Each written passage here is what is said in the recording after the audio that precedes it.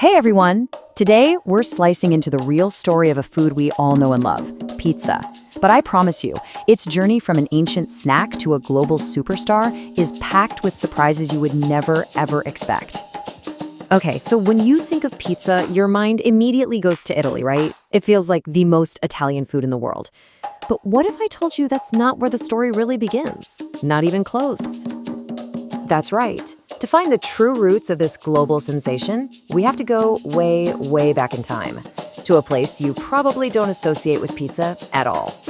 So our story doesn't start with a saucy, cheesy pie. Nope.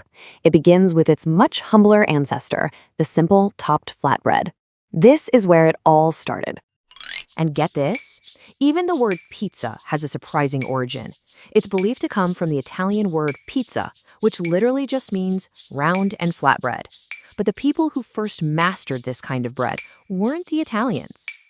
This was a real group effort across the ancient world. You had the ancient Egyptians who first figured out how to use yeast to make leavened bread. Then the ancient Greeks popularized baking topped flatbreads in special hearth ovens. And my favorite part, Persian soldiers would actually bake flatbread with cheese and dates right on their shields. And here's the crucial connection. Around 600 BC, Greek settlers founded a new city in southern Italy. They called it Neapolis. Today, we call it Naples. And you know what they brought with them? Their favorite flatbread recipe, of course. By Roman times, this dish had evolved into something we'd recognize today as focaccia. Archaeologists have even found the remains of bakeries in the ruins of Pompeii that were making these topped flatbreads. This is about the closest we can get to an ancient pizza prototype. So it looks familiar, but it's not quite pizza yet. In fact, the two most iconic, absolutely essential ingredients hadn't even entered the picture. Can you guess what they are? First, there was no tomato sauce. Tomatoes weren't really a thing in this region yet, so this ancient version was basically a white pizza, so to speak. And second, no mozzarella. Can you believe it? The creamy, gooey cheese we all know and love was completely absent. So how did we get from a simple flatbread to the pizza we have today? Well, for that, we have to jump forward to the 18th century. The city of Naples is booming, and this population explosion is about to change food history forever. I mean, just look at this. In less than 50 years, the population of Naples nearly doubled, making it one of the biggest cities in Europe. But this rapid growth created a really serious problem. How do you feed everyone? The city was filled with working-class laborers, many of whom lived in crowded conditions with no kitchens of their own. They needed something cheap, fast, and easy to eat on the go.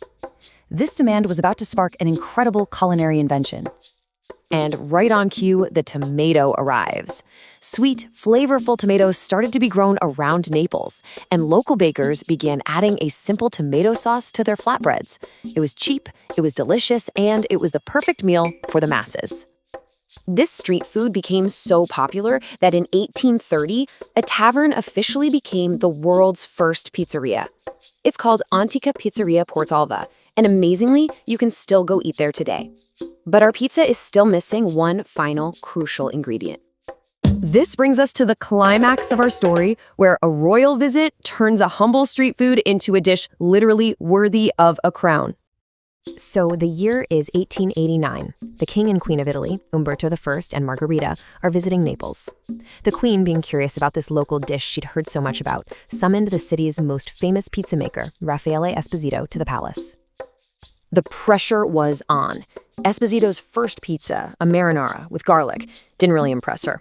His second attempt, with anchovies, she liked even less. So for his final try, he created something brand new. A pizza topped with red tomato sauce, fresh green basil, and white mozzarella cheese. Red, green, and white, the colors of the Italian flag. And she absolutely loved it. It was simple, elegant, and patriotic.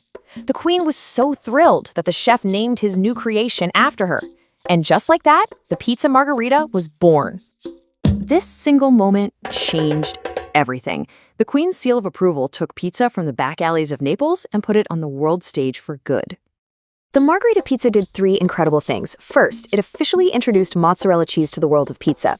Second, it established that classic, unbeatable trio of tomato, basil, and mozzarella. And most importantly, it transformed pizza from a poor person's meal into a proud symbol of Italy. What an incredible journey, right? It started in ancient Greece, was forged in the crowded streets of Naples as a meal of necessity, and finally received its crown in a royal palace. From a simple flatbread for laborers to a beloved dish eaten all over the globe. It really makes you wonder, doesn't it? What other everyday foods are hiding in epic history, just waiting to become the next global icon? Thanks for joining us.